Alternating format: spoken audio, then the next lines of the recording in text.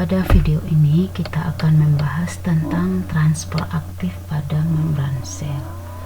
Kalau pada video sebelumnya ada proses difusi dan osmosis, itu merupakan transportasi yang terjadi pada membran sel dengan sebutan transport pasif. Kenapa dia disebut transport pasif? Karena proses transportasi yang terjadi melalui atau perpindahan molekul zat dan gas melalui peristiwa difusi maupun osmosis, dia tidak membutuhkan energi sehingga disebut juga dengan transport pasif. Sementara kalau pada transport aktif ini yang terjadi pada membran sel ini berbeda dengan transport pasif. Nah, kita lihat apa itu transport aktif. Transport aktif merupakan sebuah gerakan atau transfer baik itu ion maupun molekul yang mau masuk ke dalam sel maupun yang keluar dari sel dengan menggunakan energi. Jadi proses memasukkan dan mengeluarkan ion dan molekul melalui membran sel yang bertujuan untuk menjaga keseimbangan molekul di dalam sel. Nah, maksudnya adalah ketika sel membutuhkan ion atau molekul atau zat tertentu, melalui transport aktif ini dapat terpenuhi. Jadi terjadi keseimbangan kebutuhan ion, molekul maupun zat di dalam sel dan di luar sel itu sama dengan melalui transport aktif. Nah, transport aktif ini sendiri dia membutuhkan energi karena dia merupakan transport aktif, otomatis harus diaktifkan. Nah, hal apa yang membuat dia aktif mentransportasikan atau bisa mentransfer molekul ataupun ion di dalam sel? Ya pasti dia menggunakan atau membutuhkan energi baru dia bisa aktif. Nah, energi yang digunakan ini merupakan energi yang dibentuk oleh sel sendiri, yaitu pada organel mitokondria akan menghasilkan ATP. ATP ini disebut juga dengan adenosin trifosfat. Nah, semua energi yang kita makan, misalkan karbohidrat, protein, lemak yang sudah masuk ke dalam tubuh kita, semuanya akan diubah melalui satu reaksi yang disebut dengan reaksi pembentukan energi yang terjadi di mitokondria, yaitu melalui reaksi yang ada di dalam siklus Krebs melalui pembentukan energi. Nah, energi yang dihasilkan disebut dengan ATP.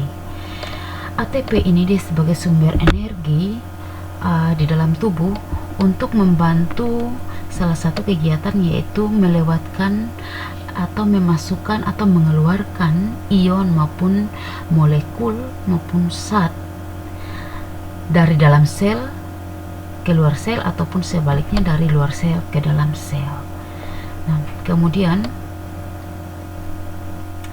ada protein yang tugasnya untuk membantu proses transportasi tersebut. Nah, tetapi protein ini juga sangat dipengaruhi, aktivitasnya sangat dipengaruhi oleh adanya energi dari sel itu sendiri. Kemudian transport aktif ini dipengaruhi oleh muatan listrik. Muatan listrik yang ada dalam tubuh kita ini biasanya diakibatkan oleh adanya pompa ion atau kerja dari ion natrium kalium yang ada di dalam tubuh kita. Tahapan transport aktif itu ada dua jenis, yaitu ada transport aktif primer dan transport aktif sekunder. Kalau yang primer ini dia hanya melibatkan satu pompa ion secara aktif untuk menghasilkan ion H. Ion H ini yang kemudian akan melawan gradien konsentrasi atau bisa membuat membran terbuka atau tertutup ketika ion ataupun molekul mau masuk atau keluar dari dalam sel. Yang berikut transport aktif sekunder. Pada transport aktif ini dia memanfaatkan kegunaan gradien yang sudah terbuka pada transport aktif primer. Ketika membran sel terbuka, maka di sini dia langsung mengendalikan proses transport.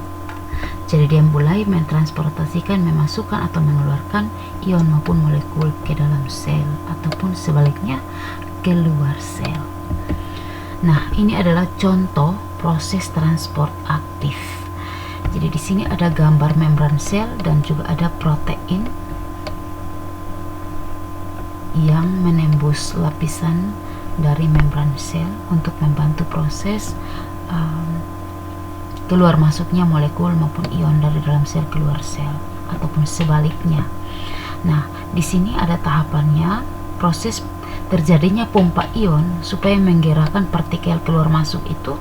Yang pertama dimulai dari sebelah sini. Jadi ini adalah contoh bagaimana sel mau mengeluarkan sesuatu. Ini adalah lingkungan di dalam sel. Kemudian di bagian sini adalah lingkungan di luar sel atau disebut juga dengan ekstraseluler. Kalau di dalam sel ya intraseluler. Nah, ini adalah contoh bagaimana suatu partikel atau ion mau dikeluarkan dari dalam sel. Nah, proses yang pertama terjadi yaitu pergerakan ion dibantu menggunakan energi ATP. Jadi ion yang berwarna orange ini dia akan dikeluarkan dari dalam sel dengan bantuan ATP. Yang kedua, setelah ion ini dibantu oleh ATP menuju permukaan membran sel untuk dikeluarkan, terjadi invaginasi. Kita sudah belajar dalam video sebelumnya. Invaginasi ini terjadi perlekukan pada membran sel, di mana terjadi membran sel akan terbuka bagian permukaannya ke arah dalam. Dengan demikian ke arah dalam akan terbuka, maka ion ini akan bergeser ke bagian yang terbuka itu. Nah, yang ketiga yang terjadi adalah setelah ion Na+ masuk dan menempel pada protein, ini protein, hal ini akan menyebabkan ATP yang dihasilkan oleh mitokondria itu akan masuk dan menempel juga di arah protein ini.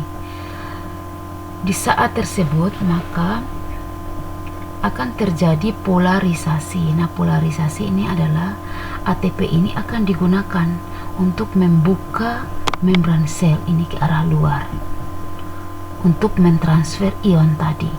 Maka polarisasi ini yang dimaksud adalah penggunaan ATP. Kalau ATP adenosin trifosfat, tri artinya ada 3 fosfat, dia akan berubah menjadi ADP, adenosin difosfat. Dia hanya menjadi di. Ini artinya tinggal 2 gugus fosfat saja. Kenapa? Karena 1 gugus fosfat yang dari ATP itu sudah digunakan untuk membantu, penggunaannya di sini untuk membantu transfer keluar molekul yang mau keluar dari dalam sel tadi. Nah, di sini ketika protein terbuka, protein membran terbuka, maka dengan bantuan ATP yang sudah diuraikan melalui energi polarisasi itu mengakibatkan ion tadi dikeluarkan dari dalam sel. Selanjutnya yang kelima, tahapan kelima yaitu bagaimana ketika membran sel yang sudah terbuka itu akan dimanfaatkan. Nah, di sini transport aktif sekunder ini akan terjadi. Kalau yang tadi mekanisme yang ada pada 2 bagian ini mekanisme transport yang primer. Nah, di sini yang sekunder, dengan memanfaatkan membran protein yang sudah terbuka ini, maka protein akan terbuka di bagian luarnya. Yang terjadi adalah ion yang dari luar sel akan dibawa masuk ke dalam sel. Jadi ada yang keluar, ada juga yang masuk. Tujuannya apa? Untuk mencapai kesetimbangan atau keseimbangan kebutuhan energi atau molekul ataupun ion di luar sel harus sama dengan di dalam sel.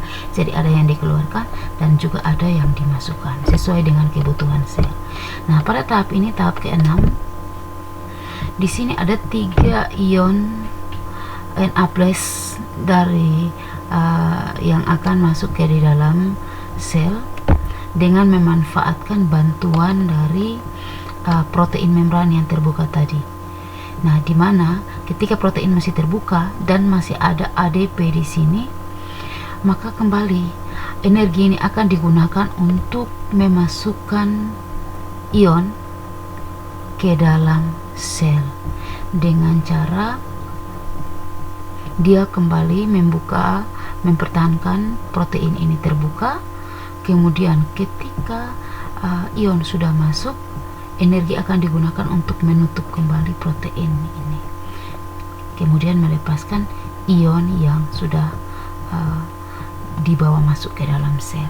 Nah, siklus mengeluarkan kemudian memasukkan ion dari dalam sel keluar sel ataupun sebaliknya ini terjadi demikian secara terus menerus selama sel kita melakukan aktivitasnya. Tujuan ini untuk mempertahankan keseimbangan ion di dalam sel maupun di luar sel. Jadi ini yang dinamakan dengan proses transport aktif, proses dengan menggunakan bantuan energi ATP. Nah, jadi yang tadi penjelasan panjang, ini rangkumannya. Nah, kemudian transport aktif sendiri ada dua jenis, yaitu ada dikenal dengan proses transport aktif pada proses eksositosis dan juga pada peristiwa endositosis. Pada peristiwa eksositosis dan juga pada peristiwa endositosis.